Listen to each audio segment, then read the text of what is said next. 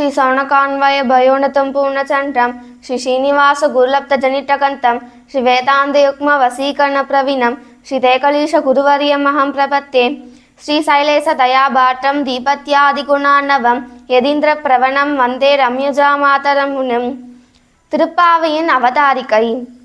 ஸ்ரீயப்பதியாய் ஸ்ரீ வைகுண்ட நிவாசியான எம்பெருமான் தன்னுடைய நிர்ஹேதுக கிருபையினாலே வேதங்களையும் சாஸ்திரங்களையும் அள்ளினான்.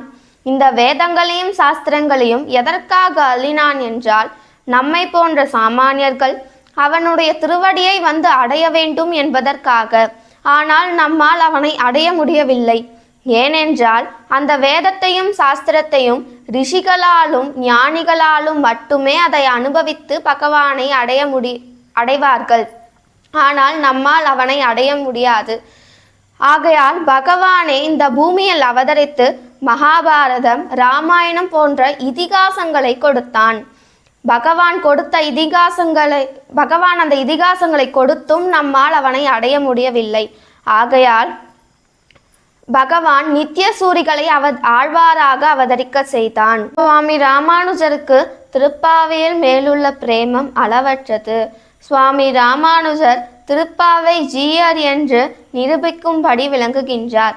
சுவாமி ராமானுஜரிடம் திருப்பாவைக்கு அர்த்தம் அருளி செய்ய வேண்டும் என்று கேட்க, அதற்கு சுவாமியோ, திருப்பல்லாண்டுக்கு ஆள் கிடைத்தாலும் கிடைக்கும், திருப்பாவைக்கு ஆள் கிடைக்காது. இந்த திருப்பாவை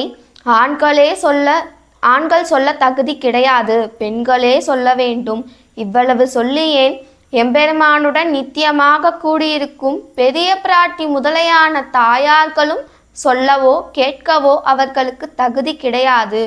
10 ஆழ்வார்களின் சாரபூதையாக விளங்கும் ஆண்டாள் தாயாரே சொல்லவும் கேட்கவும் அவர்களுக்கு அதிகாரம் உண்டு என்று சுவாமி ராமானுஜர் சாதிப்பார். இந்த திருப்பாவைக்கு பரம காருண்யரான சுவாமி பெரியவாச்சான் பிள்ளை 3000 படி என்னும் வியாக்கியானத்தை அள்ளியுள்ளார். அடுத்ததாக பிள்ளைலோகாச்சாரியாரின் திருத்தம்பியரான சுவாமி அழகிய மணவாள பெருமாள் நாயனார் 6000 படியை விளக்கியுள்ளார். அடுத்ததாக திருநாராயணபுரத்து ஆய் ஜகன்னாச்சாரியார் என்கின்ற உயர்ந்த சுவாமி 2000 படி மற்றும் 4000 படி என்கின்ற 2 வியாக்கியானங்களை அள்ளியுள்ளார். மேலும் மாமுனிகளுடைய திருவடியாக விளங்கும் வானமாமலை பொன்னடிக்கால் ஜீய சுவாமியும் சோழசிம்மபுரத்து தொட்டாச்சாரிய சுவாமியும் உபதேசங்களை எழுதியுள்ளார்கள், அதாவது அருளியுள்ளார். இப்படிப்பட்ட திருப்பாவியை நாம் நாளையிலிருந்து சேவித்து ஒவ்வொரு நாளும் ஒவ்வொரு பாசரத்திற்கு நாம் அர்த்தம் தெரிந்து கொள்வோம். ஸ்ரீமதே ராமானுஜாய நமக.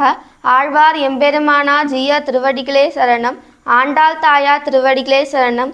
திருக்கோளூர் எம்பெருமானார் ஜீய சுவாமிகள் திருவடிகளே சரணம். கோவிந்தாச்சாரியான் திருவடிகளே சரணம்.